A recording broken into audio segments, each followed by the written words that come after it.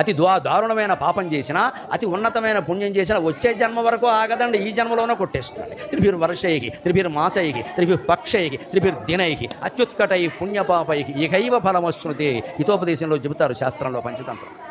మనం చేసిన అత్యున్నతమైన పుణ్యం కానీ లేదా అతి దారుణమైన పాపం కానీ 3 ఏళ్లలో అనుభవిస్తాం ఇక్కడే. కొన్ని ఇంకా పాపాలు ఉంటాయి 3 పక్షాల్లో 45 రోజుల్లో అనుభవిస్తాం. ఇంకా పాపాలు ఉంటాయి 3 రోజుల్లో అనుభవిస్తాం. ఇంకా పాపాలు ఉంటాయి 3 నిమిషాల్లో అనుభవిస్తాం.